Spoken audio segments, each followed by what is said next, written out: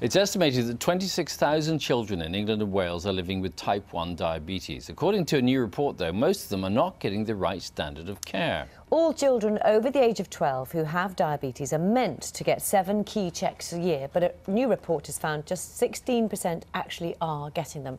We're joined now by Kyle O'Keefe, who's been diagnosed with type 1 diabetes. Good morning, Kyle. And he's here with his mum, Annette. Morning, Annette. Morning. How are you today? All right? Yes, good, thank you. Just tell us a little bit about how it affects you on a kind of daily basis, Kyle, having diabetes. Well, there's lots of things that can go wrong, which I'm quite scared of. Are there? OK. So you could end up with leg amputations. You can lose your eyesight. So, yeah. And it means you have to monitor it with you and your mum every single day, Yeah, then? and it doesn't just stop when you go to bed. My mum and dad are always checking me in the night, making sure I'm OK, making sure I don't go low. So, yeah, it's quite a big job. Yeah, very difficult job.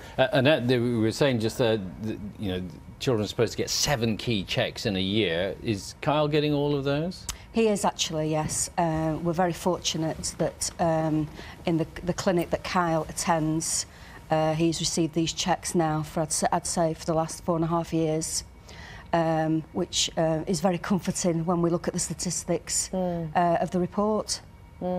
Did you have to go out of your way to make sure he got them, or were you just one of the lucky ones who get them regularly? We transferred Kyle's care out of our area about 4.5 years ago. Right. So he does attend one of the top clinics in England. Kyle, how difficult is it for you to manage yourself health-wise, so to speak? Well, I've got used to it now, so it's not that difficult. How old were you when you first discovered that you had type 1 diabetes? I was 2. Very young. Yeah. Very young. So it's, in effect, as long as you've been sort of conscious, if you like, you've been living with it.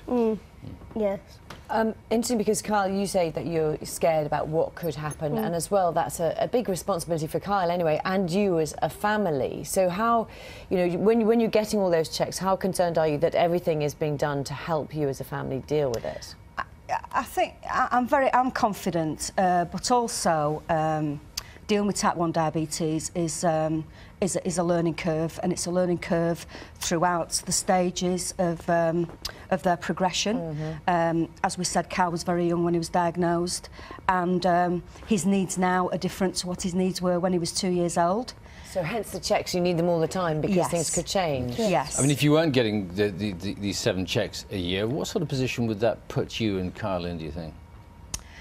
Well, I think the statistics show that there's over 7,000 children that are suffering with high blood pressure at the moment.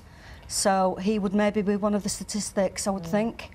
And things have moved on, haven't they? Because I think this is what you originally used to have to use, isn't it? Yes. And now you're in a much simpler... You wear one of these, do you? And is that much simpler for you? Yes. Why?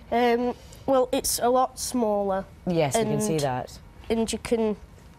It doesn't show as much as that one did. And, yeah, the handset... Which is here. Just there. It looks more like modern. So in some ways it makes you feel better, does it, when you're at school and things like that? Everything's controlled from the handset. Yeah.